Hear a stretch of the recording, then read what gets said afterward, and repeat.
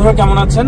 আজকে আমি আপনাদেরকে নিয়ে যাব ইগল পয়েন্ট পার্ক নামে একটা পার্কে। আমাদের এখানে একটা পার্ক আছে, আমি নিজেও কখনো যাইনি, বাট ওখানে নাকি একটা ক্যাসেল আছে, মানে দেখার কিছু আছে আর কি। মিসিসিপি নদীর পাড়ে।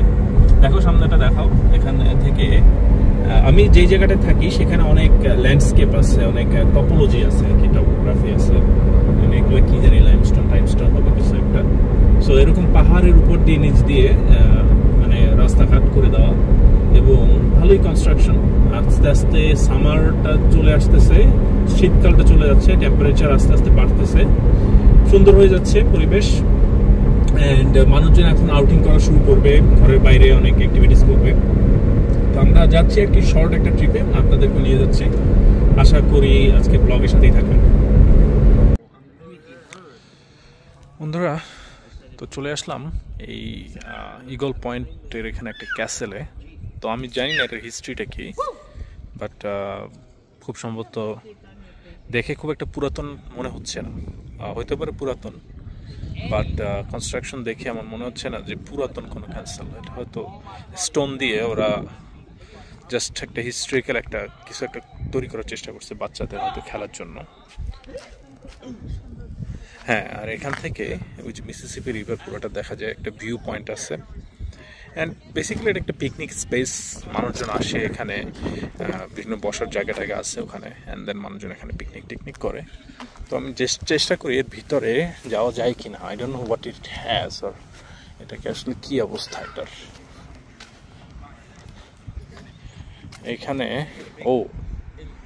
এখানে আবার ইয়ে দেওয়া আছে যে কারা কারা রিজার্ভ করে রাখছে। আজকে কত তারিখ? আজকে মনে হয় রিজার্ভেশন নাই, right? Open for drop in use. So এই ক্যাসেলটা আসলে আপনি চাইলে আসতে পারেন অ্যান্ড দেন হচ্ছে ইউজ করতে পারেন যদি আপনি এখানে কোনো ফাংশন করতে চান, অনুষ্ঠান করতে চান। তো সেই জন্য এই ক্যাসেলটা ওরা করে রাখছে আর কি। এবং ক্যাসেল এখানে দেখে মনে হচ্ছে যে এরা আসলে পাথর দিয়ে, এর ভিতরে সিমেন্ট, এগুলো খুব সম্ভবত সিমেন্ট দিয়ে ওরা হচ্ছে পাথরগুলো বসায় একটা ক্যাসেল করার চেষ্টা করছে। এবং এখানে স্ট্রাকচারালি এর ভিতরে আর কোনো স্ট্রাকচারাল আইটেম নাই, জাস্ট এই পাথর দিয়ে পাথর উপরেই লোডটা বিয়ার করার চেষ্টা করতেছে আর কি। হ্যাঁ, অবশ্য উপরে হচ্ছে বার দেওয়া হয়েছে, রিভার দিয়ে ফ্লোরগুলো করা হয়েছে।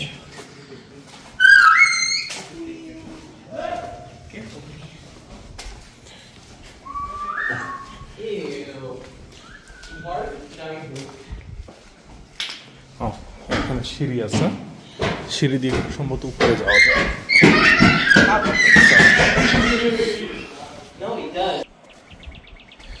ওখানে বাচ্চারা কি বাচ্চারা খেলাধুলা করতেছিল। এন্ড হ্যাঁ,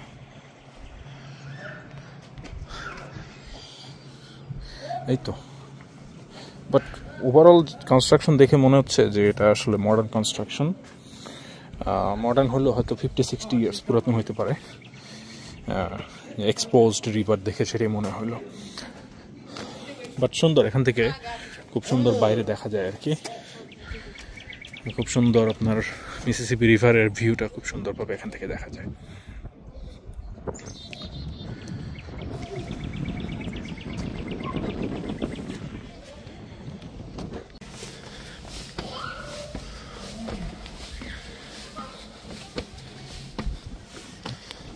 সো এখান থেকে একটা সিঁড়ি আছে, বা সিঁড়ি দিয়ে একেবারে টপে চলে আসা গেছে। তো এই ক্যাসেলের একদম টপে চলে আসলাম।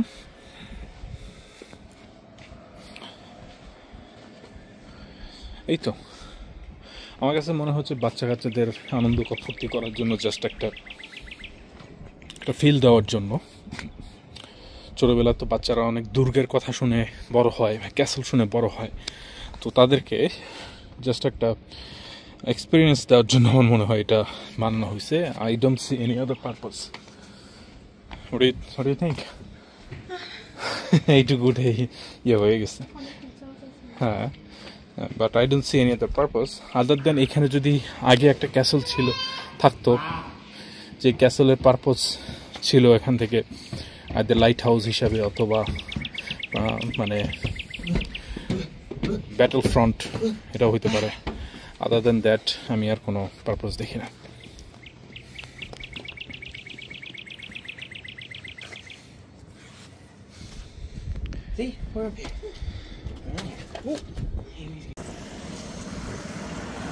বন্ধুরা, আমি দাঁড়িয়ে আছি সেই মিসিসিপি নদীর সামনেই অন্য আরেকটা জায়গা থেকে। তো এই হচ্ছে সেই পার্কের আরেকটি স্পট। এখানে তারা আরেকটা কাইন্ড অফ শেল্টারের মতো করে রাখছে।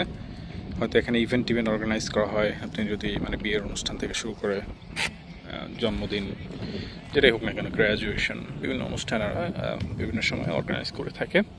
এখান থেকে খুব সুন্দর একটা ভিউ পাওয়া যাচ্ছে, খুবই সুন্দর মিসিসিপি নদী। অনেক বড়, এখানে অনেক বড় একটা উইড নিয়ে আছে, কিন্তু পুরাটাই আপনার কিন্তু মানে আমরা যেমন পদ্মা, মেঘনা, যমুনা যেরকম একদম ফ্লো হয় যে, এরকম না। এরা এখানে অনেক নদী শাসন করে রাখছে। ফ্লো যেই জায়গাটা হয় সেটা অনেক দূরে, ওইখানে একটা ছোট জায়গা দিয়ে ফ্লো চ্যানেলটা আছে। বাট এই জায়গাটা একটা লেকের মতো। এই জায়গাটা যা দেখতে পাচ্ছেন, এটা ওরা আর্টিফিশিয়ালি একটা লেক তৈরি করে রাখছে জাস্ট পানিটাকে এখানে ধরে রাখার জন্য। এই ওয়াটার ইঞ্জিনিয়ারিংটা এরা খুব ভালো মতোই করছে। অ্যান্ড যদি আপনি মানে অ্যান্ড দেন তারা আবার একটা নির্দিষ্ট জায়গা থেকে তারা এই নদীর ফ্লোটাকে আবার মেনটেন করতেছে। ওই দূরে একটা জায়গায় ওদের একটা বাঁধা আছে সেখান থেকে। তো এই তো মানে সামার শুরু হয়ে গেলে এই সব জায়গায় এসে মানুষজন আসে, সময় ব্যয় করে, জাস্ট উইকেন্ডটা স্পেন্ড করে, জাস্ট নিজেকে প্রকৃতির সাথে মিশে যায় আর কি, এমন একটি পরিবেশে এসে। খুবই সুন্দর।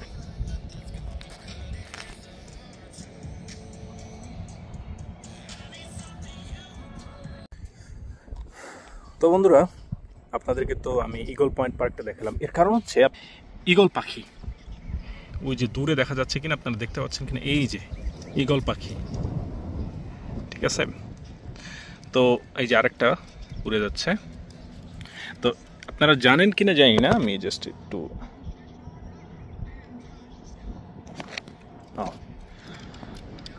সো এই হচ্ছে ঈগল পাখি।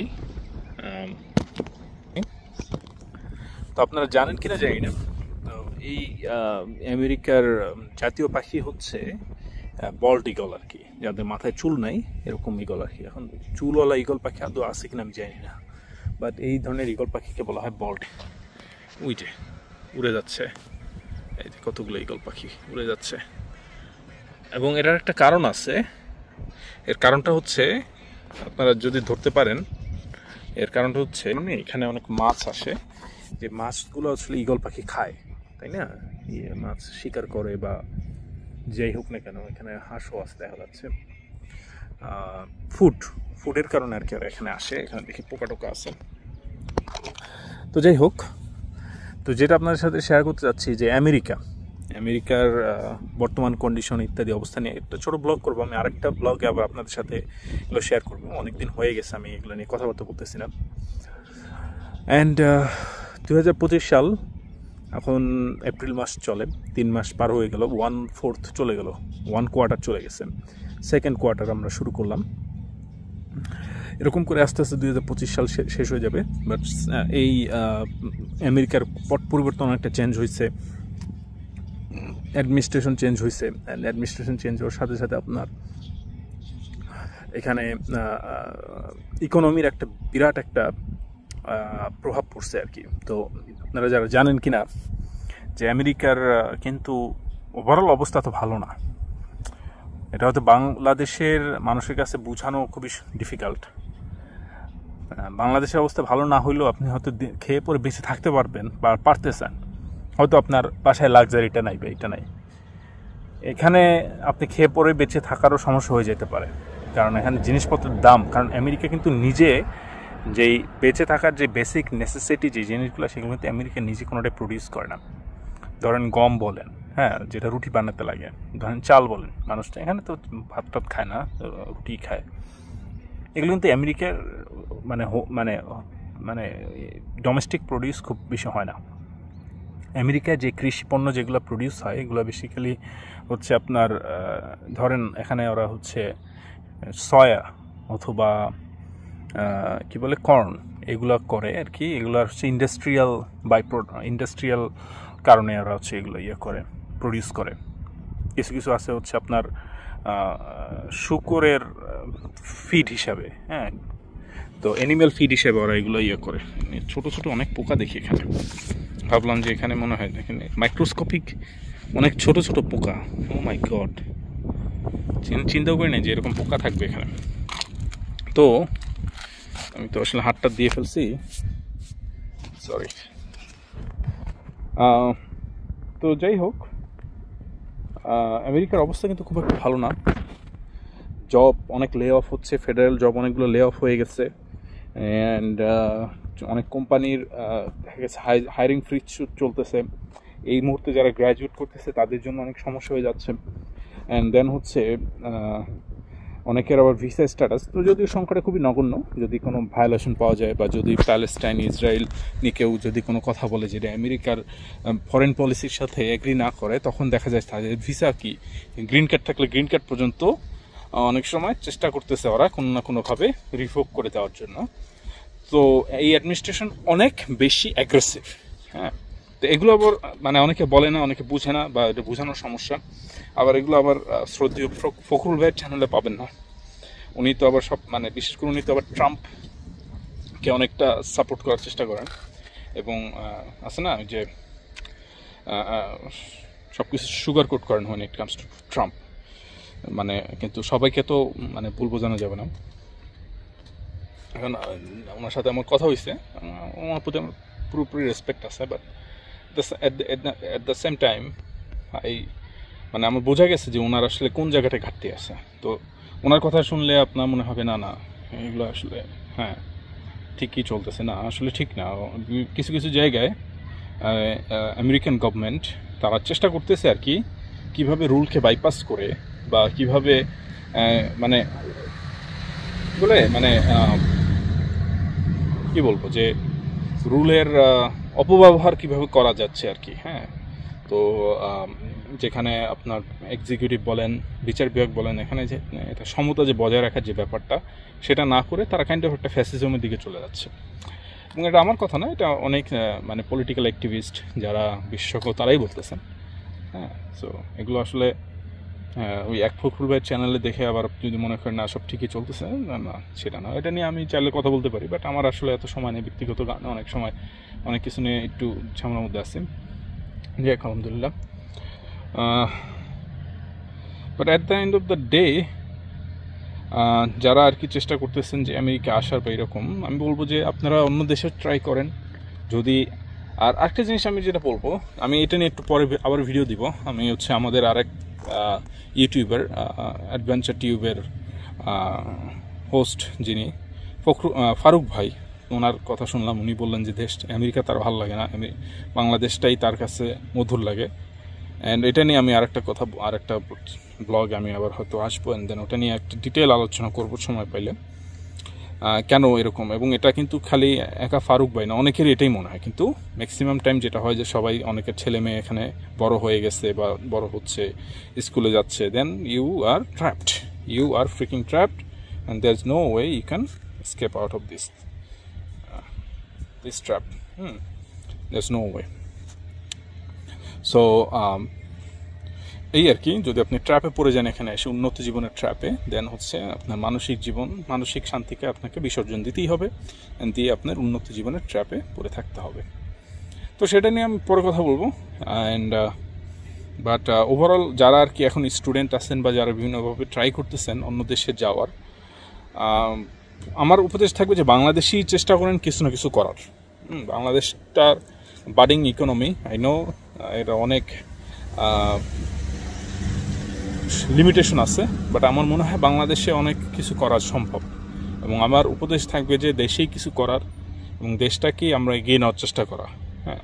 আর দেশে যদি কিছু না করে, আপনার যদি এটা উদ্দেশ্য থাকে না আমি দেশের বাইরে যাব, এবং এটা আমি অবশ্যই এনকারেজ করি সবাইকেই যে দেশের বাইরে গিয়ে পড়াশোনা করার। বাংলাদেশে কিন্তু আন্ডারগ্রেড পর্যন্ত মোটামুটি ভালোই পড়াশোনার একটা সুযোগ আছে, বাট এখানেও অনেক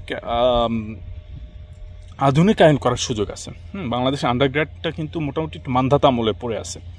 তো ওই মান্ধাতা আমল থেকে আমরা কিন্তু চাইলে অনেক আধুনিকায়ন করতে পারি। এই যে দেশে এতগুলো ন্যাশনাল কলেজ আছে, এগুলোর কিন্তু দরকার নাই। এগুলোকে কিন্তু কারিগরি কলেজ বানায় আমাদের কিন্তু দক্ষ শ্রমশক্তি আমরা কিন্তু তৈরি করতে পারি, এবং দক্ষ শ্রমশক্তি তৈরি করে আমরা কিন্তু চায়নার মতো একটা ম্যানুফ্যাকচারিং হাব তৈরি করতে পারি বাংলাদেশ। এই জন্য ভিশনারি লোকজনদেরকে আমার দরকার। বিডার চেয়ারম্যান যিনি আসলেন, হ্যাঁ, সিঙ্গাপুর থেকে, উনি এরকম করে আরও 100-1000 লোককে নিয়ে আসা দরকার। তো ডক্টর ইউনূসের এই জিনিসটা আসলে শোনা দরকার যে আমাদের আসলে কিন্তু এরকম হাজার হাজার বাহিরের দেশগুলোতে ইঞ্জিনিয়ার, ডাক্তার, বড় বড় প্রফেশনে আছেন, তাদেরকে জাস্ট একটু সুযোগ দিতে হবে, তাদেরকে জাস্ট নিয়ে আসতে হবে। আপনি আমাকে সুযোগ দেন না, চলে আসবো, রাইট? কিন্তু কথা হচ্ছে সুযোগটা দিতে হবে, তাদেরকে ইনভাইট করতে হবে, কারণ তারা এই দেশটাকে ভালোবাসা, রাইট? এবং তারা চাইলে দেশের জন্য অনেক কিছু করতে পারেন। কিন্তু আপনি যদি পলিটিক্স, আপনি যদি ব্যুরোক্রেসি এগুলো নিয়ে পড়ে থাকেন, হ্যাঁ, মান্ধাতা আমলে পড়ে থাকেন, আটকে থাকেন, তাহলে কিন্তু এই ট্যালেন্টেড লোকজনরা আসবেন। আমি না হয় ট্যালেন্টেড না, আরও ট্যালেন্টেড লোক আছে, তাদেরকে নিয়ে আসেন। আমি তো দেখতেছি না যে ট্যালেন্টেড লোকজন আমার আশেপাশে এরা মানে দল ভেদে ঝাঁক বেঁধে বাংলাদেশ চলে যাচ্ছে। কারণ এটা বাংলাদেশ সরকারের এখনও দূরদর্শিতার অভাব, যে তারা আসলে অ্যাট্রাক্ট করতে পারতেছে না। এতদিনে বাংলাদেশের নতুন গভর্নমেন্ট আসছে, 7-8 মাস হয়ে গেছে, এখনও পর্যন্ত রিভার্স ব্রেন ড্রেন নিয়ে কোনো কথাবার্তা চলতেছে না। বুঝতে পারতেছি যে বাজেটটা ঠিক করতে হবে, এই করতে হবে, সেই করতে হবে, কিন্তু না, আরও তো যেটা করতে হবে, এটা বিপ্লবের মাধ্যমে একটা রিভার্স ব্রেন ড্রেন কমিশন করতে হবে। সেই কমিশন আইডেন্টিফাই করবে, যেটা চায়না ওরা করছে, যে তারা বিশ্বের বিভিন্ন দেশে কারা চাইনিজ ন্যাশনাল তাদেরকে আইডেন্টিফাই করছে, তাদেরকে আইডেন্টিফাই করে তাদেরকে মানে সব রকম সুবিধা দিচ্ছে, যে তোমরা চায়না চলে আসো, এখানে সব কিছু তোমরা পাবা, and you will live like king. আমাদেরকে কিং বলতে হবে না, আপনারা সুযোগ দেন, কাজের সুযোগ দেন। আমরা কি চাই? কাজের সুযোগটা চাই। আমরা চাই একটা ইম্প্যাক্ট ফেলতে। আমরা যদি এই যে আজকে জামাল নজরুল স্যার, উনি যে লেভেলের সায়েন্টিস্ট, উনি হচ্ছে বড় বড় সায়েন্টিস্টদের সাথে কাজ করছেন, এবং উনি বাংলাদেশে গিয়ে কিন্তু যাই করছেন, অনেক ভালো কাজ করছেন, কিন্তু স্টিল উনি কিন্তু খুব একটা ইম্প্যাক্ট ফেলতে পারেন না। উনি কিন্তু ভিসি বা এরকম কিছু হতে পারেন নাই, কিন্তু উনি হ্যাঁ সায়েন্সের দিক থেকে অনেক ইম্প্যাক্ট করছেন। কিন্তু ওনাকে যদি সুযোগ দেওয়া হতো, উনি কিন্তু অনেক উপরে নিয়ে যেতে পারতেন। চট্টগ্রাম ইউনিভার্সিটি বলেন বা বাংলাদেশের একাডেমিয়াকে অনেক ভালোভাবে রিপ্রেজেন্ট করতে পারতেন, রাইট? এরকম একটা মানুষ লাগে, 2টা মানুষ লাগে, যাদেরকে অল রিসোর্স আপনি যদি দিয়ে দেন, তারা আপনি চেঞ্জ করে দিবে। কিন্তু না, আমরা তো আসলে পড়ে আছি, না জামাতের রাজনীতি করে কিনা, না বিএনপির রাজনীতি করে কিনা, না আওয়ামী লীগের রাজনীতি করে কিনা, এইসব নিয়ে আমরা অলওয়েজ পানিটাকে ঘোলা করি। আমরা অলওয়েজ এই যে ব্যুরোক্রেসি, হ্যাঁ, এই আমাকে ঘোড়া ডিঙে ঘাস খাওয়া ভাব যাবে না, আমরা এখানে এত বছর ধরে আছি, আমরা কি আঙ্গুল চুষতেছি, আমরা এত বছর প্রফেসর আছি, এই বাইরে থেকে কেন হাঁটুর বয়সী ছেলেপেলেদেরকে এনে এখানে আমরা বসাবো? হ্যাঁ, হাঁটুর বয়সী ছেলেপেলে এসে উপদেষ্টা হয়ে যাচ্ছে, হাঁটুর বয়সী ছেলেপেলে এসে দেশটাকে চেঞ্জ করে দিচ্ছে, হ্যাঁ, বিকজ দে আর্নড ইট।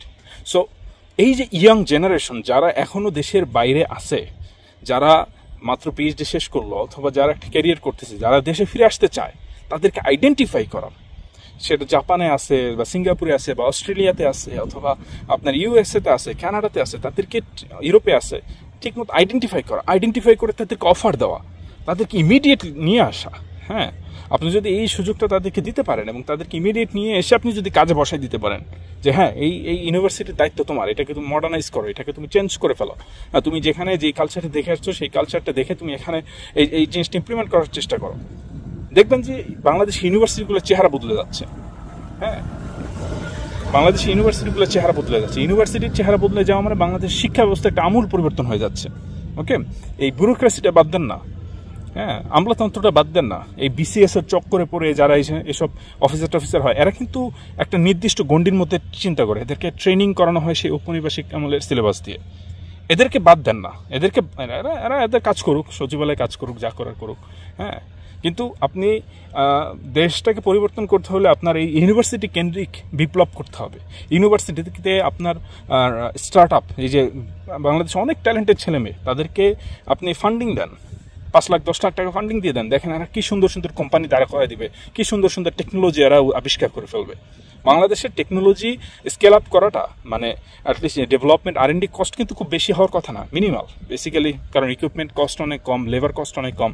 হ্যাঁ, হয়তো আপনার অ্যাডভান্স ক্যারেক্টারাইজেশন বা এগুলো ইকুইপমেন্ট এগুলো হয়তো পাওয়া যাবে না, বাট আদার দেন দ্যাট অন্য দিক থেকে কিন্তু খুবই মিনিমাল। এবং আমরা কিন্তু পার্টনারশিপ করতে পারি, চায়নার সাথে পার্টনারশিপ করতে পারি।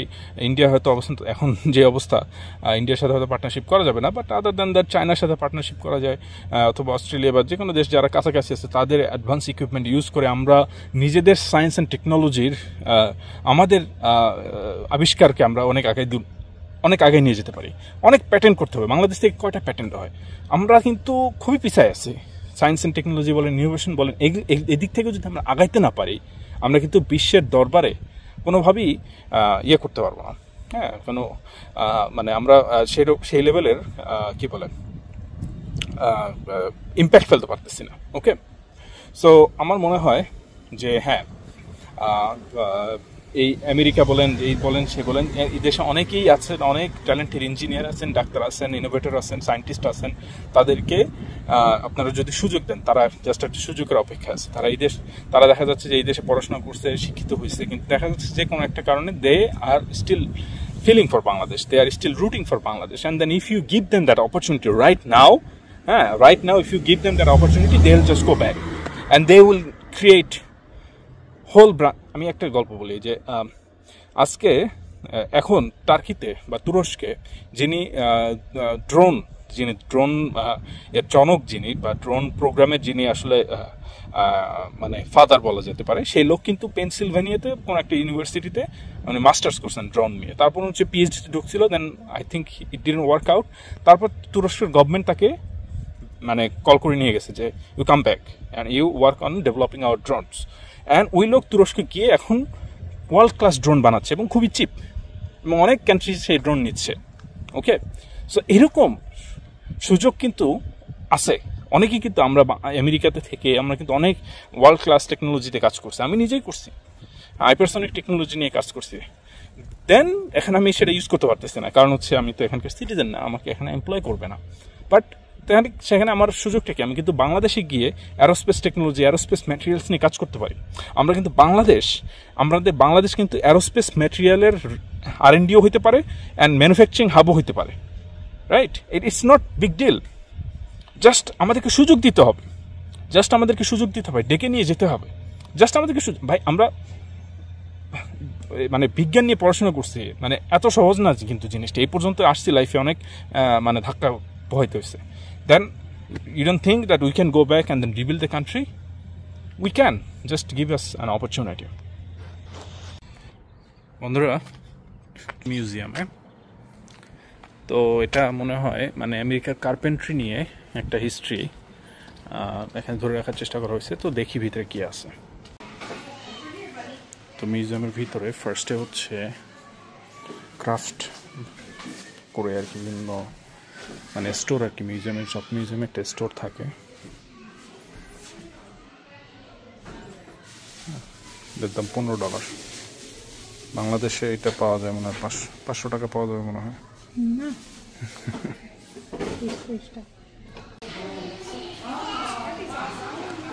পুরাতন আমলের গাড়ি,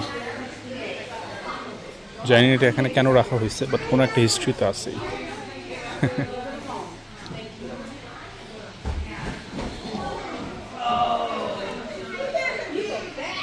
এবং এটা হচ্ছে আমি অনেক পুরাতন একটা শহর। আমি যে শহরে আসছি সেটা হচ্ছে ক্লিনটন। এই শহরটা অনেক পুরাতন, হয়তো 1800-এর দিকে এই সময় ডেভেলপমেন্ট হয়েছিল, বাট দেন এখন মোটামুটি একটু পড়তির দিকে আর কি।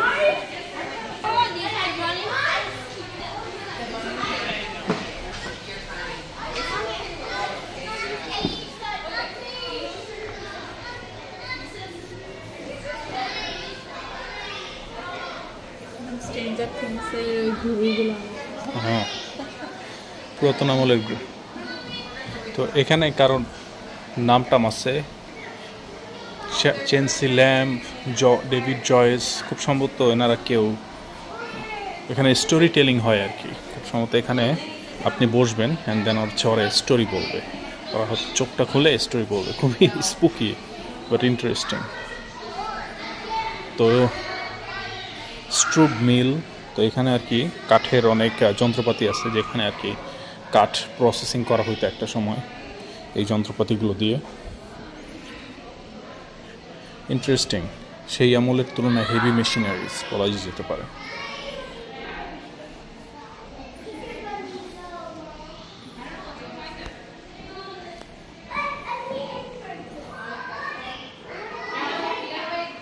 ও এখানে চাইলে আপনি এখনও ইয়া করতে পারবেন, ফুটা করতে পারবেন, রাইট?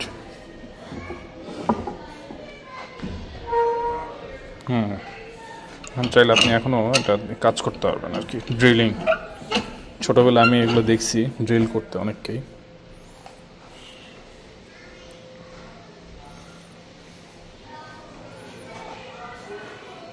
এখন তো সব কিছু পাওয়ার টুলস, বাট এই সময় এই টুলগুলো অনেকগুলোই আর কি আইদার আপনার হাতে চলতো, অথবা এই যে বেল্ট দিয়ে পুলি দিয়ে কোনো একটা মানে মেকানিক্যাল সিস্টেমের সাথে কানেক্টেড থাকতো। যেরকম একটা ইঞ্জিন আছে, এই ইঞ্জিনটা দিয়ে তো এইগুলো কানেক্ট করা থাকতো আর কি। তো এরকম প্লেনার আছে, দেন হচ্ছে বিভিন্ন রকম ইকুইপমেন্ট, বিভিন্ন রকম টুলস আছে। এগুলো আমরা বুয়েটে থাকতে অ্যান্ড যখন শিপইয়ার্ডে আমরা ইন্টার্নশিপ করছিলাম তখন আমরা এগুলোর সাথে মানে পরিচিত হয়েছিলাম আর কি। তো আমাদের হয়তো বুয়েটে এখন এইসব ইকুইপমেন্ট আছে, কারণ আমাদের বুয়েট তো মোটামুটি মান্ধাতা আমলের ইকুইপমেন্ট দিয়েই চলে। বাট মডার্ন সমিলে আপনি এগুলো পাবেন না, এগুলো পুরাতন আমলের সমিলে অবশ্যই পাবেন। এবং কাঠ কিন্তু একটা সময়ের মানে ইঞ্জিনিয়ারিং একটা ইয়া ছিল আর কি। ভিতরে মনে হয় এখনও সো আপনি এখনও ভিতরে চাইলে গিয়ে কাঠের জিনিসপত্র বানাইতে পারবেন। এখন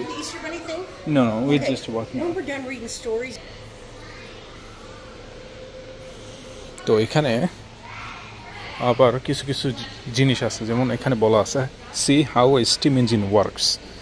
তো খুব ইন্টারেস্টিং আর কি। আপনি চাইলে আপনি স্টিম ইঞ্জিন কীভাবে কাজ করে সেটা আপনি দেখতে পারবেন আর কি। So simplest function of steam engine. তো আপনার যদি মেকানিক্যাল ইঞ্জিনিয়ারিংয়ের দিকে প্যাশন থাকে তাহলে আপনার এই জিনিসটা ভালো লাগবে। এটা কাইন্ড অফ ব্রোকেন এই মুহূর্তে বোঝা যাচ্ছে, বাট স্টিম ইঞ্জিন, এখান থেকে স্টিম কীভাবে আসে, হ্যাঁ বেসিক্যালি এখান থেকে স্টিম আসে, অ্যান্ড দেন সেই স্টিমটা কীভাবে এই পিস্টনটাকে ড্রাইভ করে, অ্যান্ড দেন পিস্টনটা যখন মুভ করে তখন আর কি এই জিনিসটা নড়ে, ফ্লাই হুইলটা, রাইট? অ্যান্ড ফ্লাই হুইলটা নড়ার মাধ্যমেই একটা রিসিপ্রোকাল মোশন থেকে আপনার রোটেশনাল মোশনের ট্রান্সলেশন হয়। তো এবং কেন এটা দরকার, কারণ একটা সময় কিন্তু এই স্টিম ইঞ্জিনটাই বেসিক্যালি পাওয়ারের সোর্স ছিল, রাইট? কারণ একটা সময় কাঠ কিন্তু আপনার মোটামুটি মানে স্ট্রাকচারাল একটা এলিমেন্ট ছিল বা মেটেরিয়াল ছিল, যে কাঠ দিয়ে আপনি সব কিছু করতে পারতেন। ব্রিজ, বড় বড় ব্রিজ থেকে শুরু করে গাড়ি বাড়ি সব কিছু কাঠে হইতো। এখন হয়তো বিভিন্ন রকম হয়েছে, স্টিল থেকে শুরু করে আপনার হ্যাঁ সিমেন্ট, কংক্রিট, হ্যাঁ বিভিন্ন রকম ম্যাটেরিয়াল আছে, প্লাস্টিক, কম্পোজিট, হ্যাঁ অনেক রকম ম্যাটেরিয়াল আছে। বাট কাঠ কিন্তু ওয়ান অফ দ্য মানে প্রাইমারি অ্যান্ড প্রিমিটিভ কনস্ট্রাকশন বলেন, স্ট্রাকচারাল বলেন, হ্যাঁ মাল্টিপারপাস ম্যাটেরিয়াল ছিল এই কাঠ। খুবই ইন্টারেস্টিং। এবং এখানে আমি হাঁটতেছি এবং দেখতেছি বেশ কয়েকটা মডেল আছে। আমি বেসিক্যালি এই যে ব্লু ওয়াটার, এই জিনিসটা মনে হয় ওদের খুব একটা আইকনিক একটা শিপ বলা যেতে পারে, এবং কাঠের তৈরি মডেল আর কি, খুবই সুন্দর। এবং নিশ্চয়ই এদের কোনো একটা হিস্ট্রি আছে। এখানে বলা আছে উডেন বোট কালেকশন, কি সুন্দর করে ওরা ডিজাইনটা করছে ওরা। এবং আমি একজন নেভাল আর্কিটেক্ট, প্রাক্তন নেভাল আর্কিটেক্ট হিসেবে আমার মাঝে মধ্যে এগুলো দেখতে ভালো লাগে, যদিও এখন প্র্যাকটিস করি না। এটা একটা ভিনটেজ স, হয়তো ফোনে ক্যামেরাতে ভালো দেখা যাচ্ছে কি না। ভিনটেজ স কীভাবে তখন কাঠ কাটা হতো, হ্যাঁ তখনকার সময়ের যে ব্যাপারগুলো, ভিনটেজ সয়ের যে ব্যাপারটা, এইখানে আইদার পানির মাধ্যমে আপনি যদি পানির ফ্লোটা ক্রিয়েট করেন, তো পানির ফ্লো ক্রিয়েট করার মাধ্যমে অথবা হাত দিয়ে নাড়ানোর মাধ্যমে, যেটাই হোক না কেন, আপনি হয়তো এই জিনিসটাকে চালু করতেন। দেন এই রোটেশনাল মোশনটা এইখানে ট্রান্সলেটেড হয়ে এই সতে ট্রান্সলেটেড, এই সটা আর কি কাঠটা কাটতো আর কি। এখানে অনেক হিস্ট্রি লেখা আছে, ওর দিকে না যাই, এখানে অনেক কিছু আছে।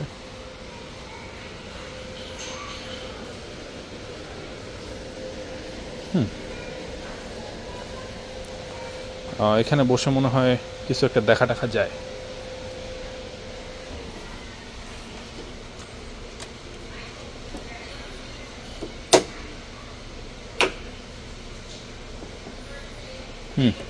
এটাও তো মনে করেন এখানে বসে আপনি এটা বসলেন অ্যান্ড হচ্ছে চালাবেন আর কি, হ্যাঁ, কিন্তু এটা হচ্ছে চালু করতে হবে আর কি। চালু করলে আপনি ধরেন এখানে আপনার একটা এক্সপিরিয়েন্স হবে, আপনি হয়তো গাড়ি চালাচ্ছেন বা এরকম কিছু একটা, রাইট? ইন্টারেস্টিং। অ্যান্ড আমি যে জিনিসটার জন্য এখানে আসছি আপনাদেরকে একটু দেখাই,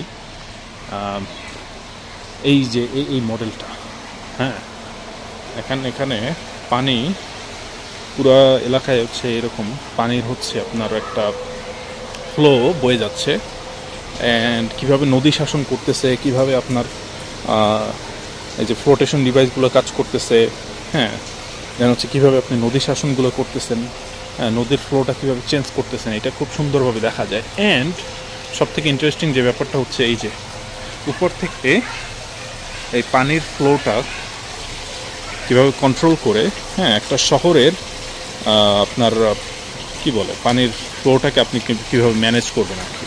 খুব সুন্দর একটা মডেল আর কি, নিশ্চয়ই কোনো একটা কনটেক্সট বা হিস্ট্রি বসে আছে।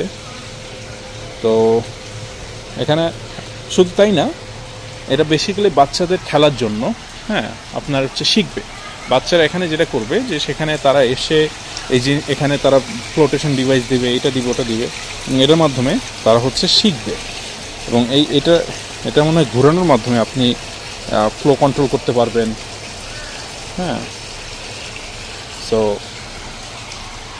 বেসিক্যালি পানি এখান থেকে আসতেছে আর উপর থেকে পড়তেছে এবং পরে এই জিনিসগুলোকে ঘোরাচ্ছে, হ্যাঁ। এবং যেহেতু এই গ্র্যাভিটি মোশনের কারণে এই হুইলগুলো ঘুরতেছে, দেখতেই পাচ্ছেন হুইলগুলো ঘুরতেছে, এই হুইলগুলো ঘোরার মাধ্যমে আপনি পানি ফ্লো কন্ট্রোল করতে পারবেন, বা এই হুইলের মোশনটা ইউজ করে আপনি কোনো না কোনোভাবে ইউটিলাইজ করতে পারবেন।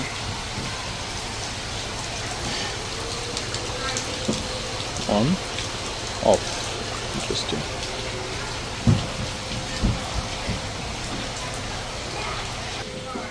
অ্যান্ড এখানে আছে বাঙ্ক হাউস। তো বাচ্চারা এখানে এসে খেলাধুলা করে, বাট এটা হচ্ছে বাঙ্ক হাউস। তখনকার মানুষ এরকম বাঙ্ক হাউসে থাকতো অ্যান্ড এরকম বাঙ্কারে ঘুমাইতো। অ্যান্ড হচ্ছে এখানে মানে এই যে বেসিন টেসিন থেকে শুরু করে রান্নার জিনিসপত্র সব কিছুই আছে এখানে, হ্যাঁ। দেন আবার এখানে আছে আপনার ব্ল্যাক স্মিথ, যারা আর কি মানে আগুন নিয়ে যারা আর কি মানে আয়রন ওয়ার্কার যারা, হ্যাঁ, যারা আয়রন নিয়ে কাজ করতো তাদের। ব্ল্যাক স্মিথের বাংলা কি? কুমার তো না, কুমার তো হচ্ছে পটর, বাংলা তো ভুলে গেছি। যাই হোক, মাফ করবেন, যে কমেন্টে জানাই দিন আর কি। বাট হচ্ছে যারা আর কি যে হাপুরে আগুন দিয়ে কাজ করতো, হ্যাঁ, যে ওখানে হাপুর আসছে, হাপুরে আগুন দিয়ে আপনি ধরেন লোহা গলাবেন, হ্যাঁ, গলায় আপনি আপনার শেপে নিয়ে আসবেন। অ্যান্ড দেন এখানে আরেকটা কি জানি আছে, বাচ্চা আছে বলে ভিডিও করতেছি না, বাট সমিল মিউজিয়াম। তো বেসিক্যালি বাচ্চাদের অ্যাক্টিভিটিসটাই মেইন, বাট মিউজিয়াম হিসেবেও এখানে কিছু আগের আমলের মিলে যেসব ইকুইপমেন্ট থাকতো সেগুলো ওরা প্রিজার্ভ করার চেষ্টা করছে। খুবই সুন্দর, খুবই সুন্দর। And this is what I like actually about this country, যে এই ব্যাপারগুলো এরা এখনও প্রিজার্ভ করার চেষ্টা করে। এখানে আরেকটা জাহাজ আছে বা উডেন বোটের মডেল আর কি, খুব ইন্টারেস্টিং। এবং তখনকার সময় জাহাজগুলো কিন্তু প্রপেলার দিয়ে চলতো না, এই জাহাজগুলো এরকম একটা ধরেন আমি নামটা ভুলে গেছি, বাট আগে অনেক সময় বাকেটও থাকতো বা এরকম একটা হচ্ছে আপনার প্রপেলেন্ট ডিভাইস আর কি, সেই ডিভাইসটা ইউজ করা হতো। তো এখানে লেখা আছে স্টিম বোট বলা হয় এগুলোকে, ওটাকে বলা হয় wheel, stern wheel steam boat. তো তখনকার আমলের স্টিম বোট, এটা খুব সম্ভবত 1869, খুবই সুন্দর একটা নাম্বার 1869। এটা ইঞ্জিনিয়ারিং কীভাবে কী বানানো হয়েছে সব কিছু এখানে সুন্দরভাবে দেখানো আছে, খুবই সুন্দর ডিটেলস মেনটেন করে। তো একটা জিনিস হচ্ছে এই স্টিম বোটগুলো কিন্তু অনেক স্লো চলতো, বাট এই মিসিসিপি নদীর উপর দিয়েই এই স্টিম বোটগুলো চলতো। এখনও কয়েকটা আছে, বাট ওদের ওই প্রোপেলারটা এখন চেঞ্জ করে ওরা মডার্ন প্রোপেলার লাগাইছে, বাট এই ডিজাইনটা আগেরটাই রয়ে গেছে। দেন সামনে হয়তো খুব সুন্দর একটা ইয়ে আছে এখানে,